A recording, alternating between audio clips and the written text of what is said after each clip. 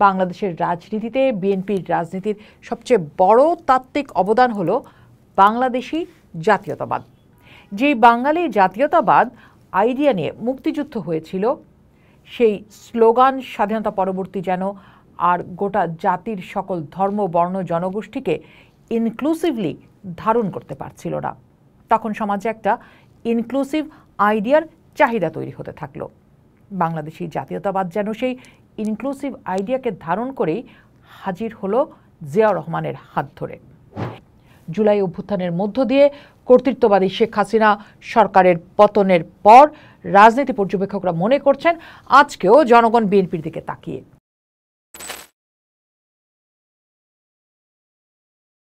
সময়টা ছিল ৭০ দশকের শেষ ভাগ। সদ্য স্বাধীন বাংলাদেশ, যুদ্ধোত্তর রাজনৈতিক অস্থিরতা, একদলীয় বাকশাল কায়েম ও রাষ্ট্রপতি শেখ মুজিব প্রায় সপরিবারে হত্যার শিকার। সামরিক বেসামরিক এক জটিল বিশৃঙ্খল সময়।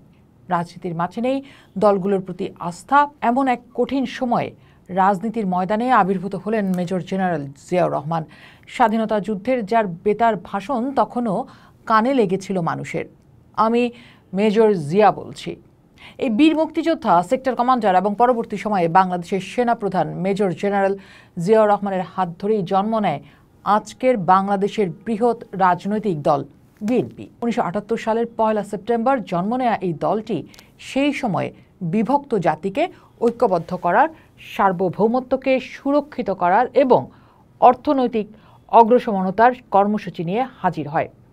বাংলাদেশের রাজনীতিতে বিএনপির রাজনীতির সবচেয়ে বড় তাত্ত্বিক অবদান হলো বাংলাদেশি জাতীয়তাবাদ। যেই বাঙালি জাতীয়তাবাদ আইডিয়া নিয়ে মুক্তিযুদ্ধ হয়েছিল, সেই স্লোগান স্বাধীনতা পরবর্তী যেন আর গোটা জাতির সকল ধর্ম, বর্ণ, জনগোষ্ঠীকে ইনক্লুসিভলি ধারণ করতে পারছিল না। তখন সমাজে একটা ইনক্লুসিভ আইডিয়ার চাহিদা তৈরি হতে থাকলো। বাংলাদেশি জাতীয়তাবাদ যেন সেই ইনক্লুসিভ আইডিয়াকে ধারণ করেই হাজির হলো জিয়াউর রহমানের হাত ধরে। এই দেশের ভৌগোলিক সীমানার ভেতরে বসবাসকারী সকল ধর্ম, বর্ণ ও নৃগোষ্ঠীর মানুষ, যাদের সুখ দুঃখ এই মাটির সাথে মিশে আছে, তারা সবাই এক ও অভিন্ন পরিচয়ে পরিচিত। তারা বাংলাদেশি। এটি ছিল রাজনীতির এক নতুন ন্যারেটিভ, যা একদিকে দেশের সার্বভৌমত্ব ও ভৌগোলিক অখণ্ডতাকে সর্বোচ্চ মর্যাদা দেয়, অন্যদিকে অভ্যন্তরীণ সাংস্কৃতিক ও ধর্মীয় বহুত্বকে স্বীকৃতি দেয়। কিন্তু এরকম একটি বাংলাদেশি জাতীয়তাবাদের রাজনৈতিক আইডিয়া বিএনপির পরবর্তী অনেক পদক্ষেপের কারণে প্রশ্নের মুখেও পড়ে।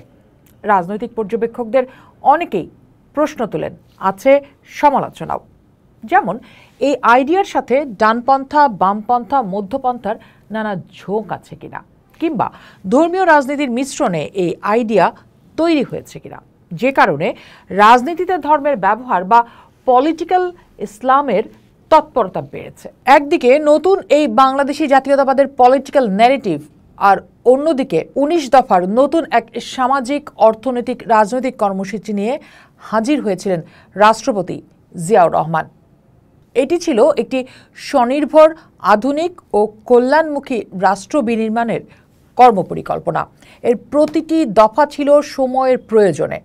যেন বলা হয়েছে বাংলাদেশকে এগিয়ে নিতে কি করতে হবে। জিয়াউর রহমানের সমর্থকদের মতে এই কর্মসূচি ছিল উন্নয়নমুখী রাজনীতির অংশ।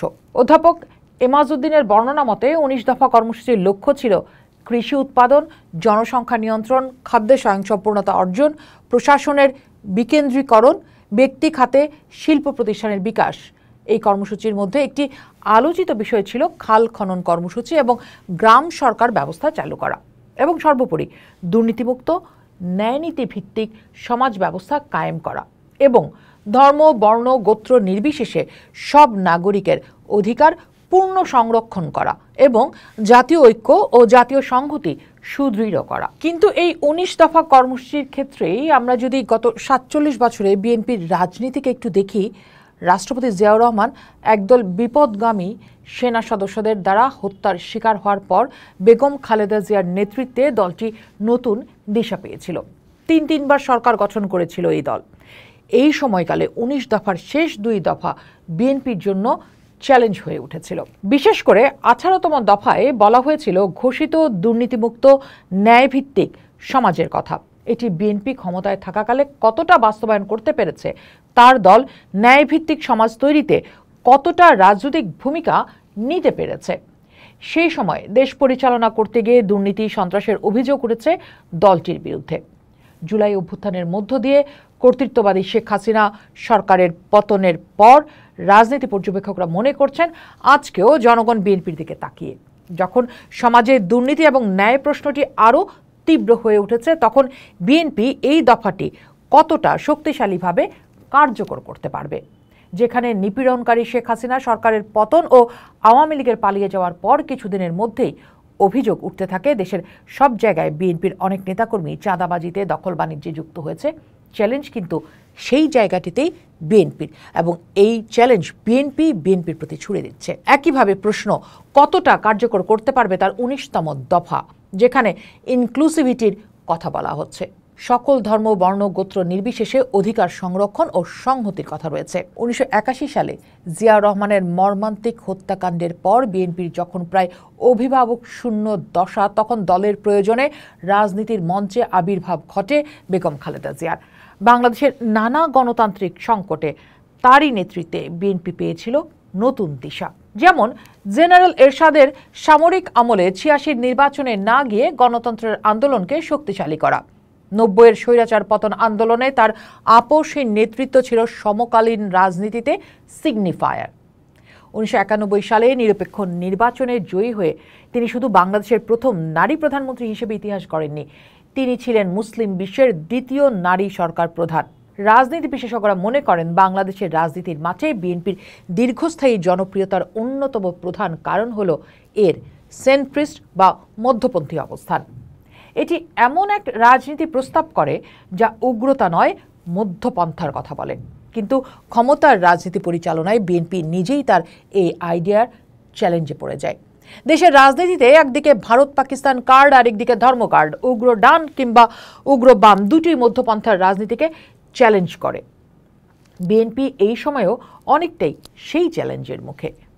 এই মধ্যপন্থী অবস্থানের কারণে বিএনপি অনেক সময় বিগ টেন্ট বা বড় তাঁবু হয়ে উঠতে পারে, যার ছায়াতলে জাতীয়তাবাদী, ইসলামপন্থী, উদারপন্থী, ব্যবসায়ী, কৃষক, তরুণ সহ সমাজের বিভিন্ন শ্রেণীর মানুষের রাজনীতির আশ্রয় হয়। সময় বদলায় রাজনীতি ও রাষ্ট্রভাবনার ধরন। একবিংশ শতাব্দীর চ্যালেঞ্জ মোকাবেলায় বিএনপির ভারপ্রাপ্ত চেয়ারম্যান তারেক রহমান দলের জন্য একটি নতুন রূপকল্প হাজির করেছেন, যা নতুন বাংলাদেশের ধারণা বা ভিশন 2030 নামে পরিচিত, যা একটি জ্ঞানভিত্তিক, উদ্ভাবনী, সহনশীল ও গণতান্ত্রিক রাষ্ট্র হিসেবে গড়ে তোলার কথা বলছেন। তিনি রেইনবো নেশন বা রংধনু জাতির কথা বলছেন, যেখানে ধর্ম, বর্ণ, লিঙ্গ বা নৃগোষ্ঠী নির্বিশেষে সকল নাগরিকের সমান অধিকার ও মর্যাদা নিশ্চিত করবে। আজকের এই সব কিছুরই সার কথা যেন আমরা দেখেছিলাম 19 দফা কর্মসূচিতে। বাংলাদেশে দীর্ঘ কর্তৃত্ববাদী আওয়ামী সরকারের সময়ও বিএনপিকে দমন-পীড়ন আর হামলা মামলায় ভাঙার চেষ্টা হয়েছিল। দলটি টিকে ছিল।